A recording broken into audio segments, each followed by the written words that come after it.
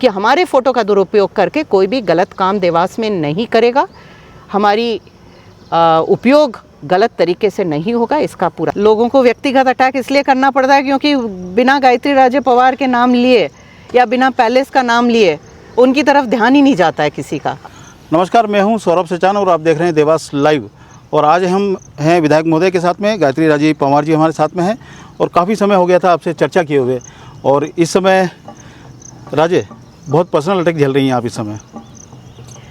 Personal attack तो मैं राजनीति का एक हिस्सा मानती हूँ जी। और देवास में मेरे कार्यकाल में, स्वर्गीय महाराज साहब के कार्यकाल में आपने देखा होगा कि हमारा उद्देश्य केवल विकास होता है और हम केवल विकास के बारे में बात करते हैं जी। तो ऐसी स्थिति में जब विपक्ष होता है और जो सामने खड़े होते हैं उन्हें अपनी तरफ ध्यान आकर्षित करना होता है तो उन्हें तो या तो गायत्री राजे पवार का नाम लेना पड़ता है या राज परिवार का नाम लेना पड़ता है या इस पैलेस का नाम लेना पड़ता है जी।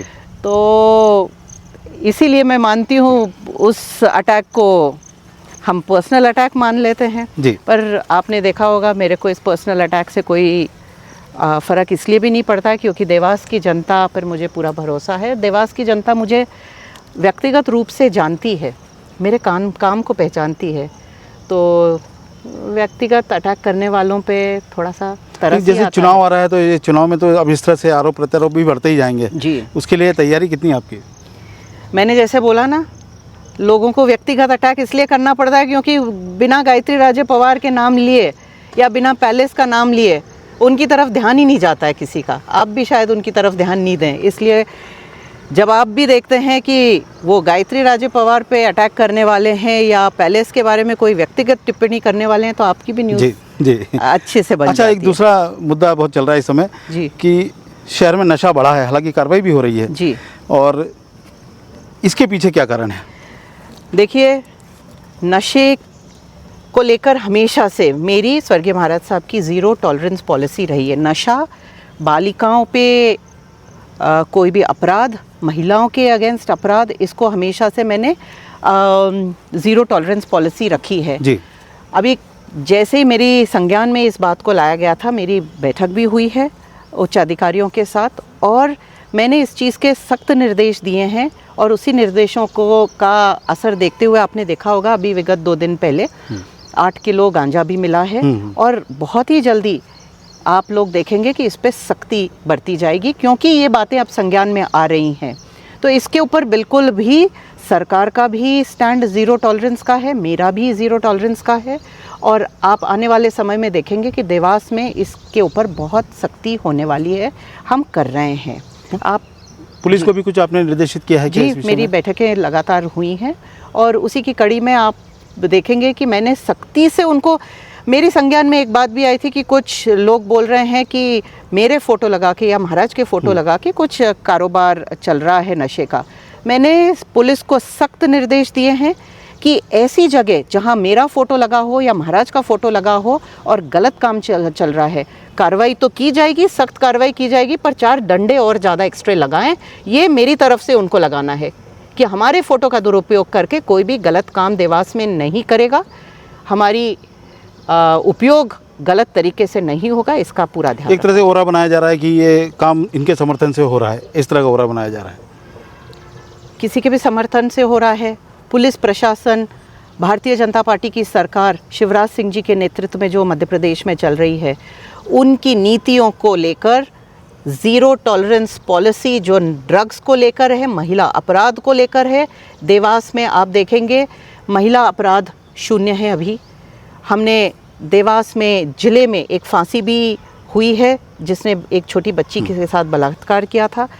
उसी तरह से आप देखेंगे गुमशुदा बच्चियों को वापस घर पे लाने के लिए देवास 2 नंबर पे है जिला। अच्छा काम किया और देवास उसमें भी बहुत अच्छा काम कर रहा है। हर क्षेत्र में हम काम बहुत बढ़िया कर रहे हैं देवास। जहां हमें हमारी गलती दिख रही है या लग रहा है कि यहाँ और मेहनत करनी चाहिए, पूरी तरह से शासन प्रशासन मेहनत करेगा। शिकंजा कसा जाएगा उन सभी लोगों पे जो इस समाज को दूषित करने के लिए काम कर रहे हैं। अच्छा राजीव, पिछले दिनों जैसे बारिश हुई, शुरुआत हुई बारिश की, जी। ऐसे में कई जगह जल जमाव की स्थिति बनी और ख़ासतौर पे एक साइंस कॉलेज का जो मैटर है, जी। साइंस कॉलेज के रास्ते में पहले दिन बच्चे गए, बहुत परेशान हुए, उसको लेकर आप क्या कहेंगे? जी, मुझे भी बहुत दिक्कत हुई थी जानकर कि बच्चियां परेशान हो रही थी और परीक्षा वाले दिन हो रही थी।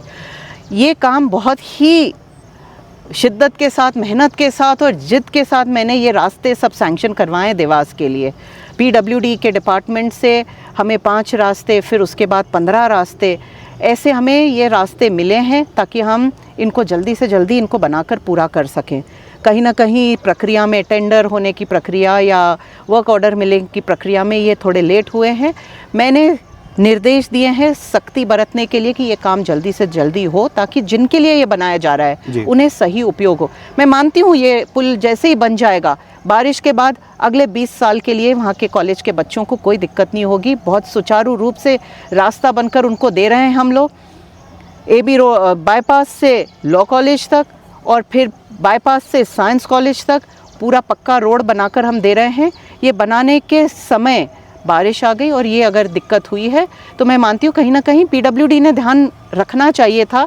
बारिश आने वाली है और हम लोगों को बारिश की कभी मूसलाधार बारिश होती है और उसके कारण जो दिक्कत होती है इसका ध्यान उन्होंने नहीं रखा है। इसको पूरी तरह से सुधार कर जल्दी से कंप्लीट कराने के जैसे शहर विकसित होते आ रहे हैं धीरे धीरे, और ऐसे में हम प्रकृति से भी ऐसा लगता है कई बार खिलवाड़ करते हैं, और जैसे शहर में भी देखने को मिलता है, पहले इतना जल जमाव होता नहीं था, आजकल थोड़ी सी बारिश में भी जल जमाव होने लग जाता है। जी, क्या अतिक्रमण भी कुछ हद तक दोषी है इसमें?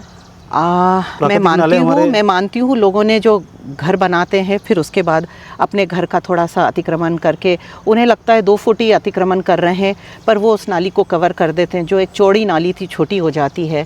और इसी तरह से हर दुकान, हर घर के सामने जब यह इस तरह का अतिक्रमण, जो मैं मानती हूँ बहुत छोटा सा होता है, पर ये छोटा छोटा अतिक्रमण मिलके पूरा जब शहर को दिक्कत होती है, क्योंकि हम खिलवाड़ नहीं कर सकते हैं प्रकृति के साथ। बारिश उतनी ज़ोर से आती है तो हमें जो पुराने देवास में जो व्यवस्थाएं थी उसे हमें रखनी पड़ती हैं।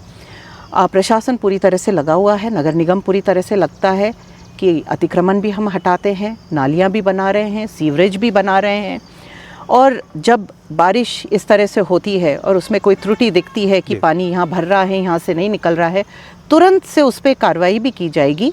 और उसके भी हमने कमिश्नर साहब के साथ बैठ के, महापौर जी के साथ बैठ के, और हम लोगों ने बैठक की है, और जहाँ पे भी ये दिक्कत दिख रही है उसको जल्दी से हम लोग ठीक करके और सुचारू रूप से चालू करने की कोशिश रहेगी। ठीक है, हमने चर्चा की देवास की विधायक गायत्री राजे पवार से। हमारे पाठकों ने भी कहा था कि विधायक की हम आवाज़ सुनना चाहते हैं और विधायक से हमने आपके प्रश्न भी पूछे हैं। आप हमारे साथ जुड़ी, आपके बहुत बहुत धन्यवाद। धन्यवाद सौरभ जी।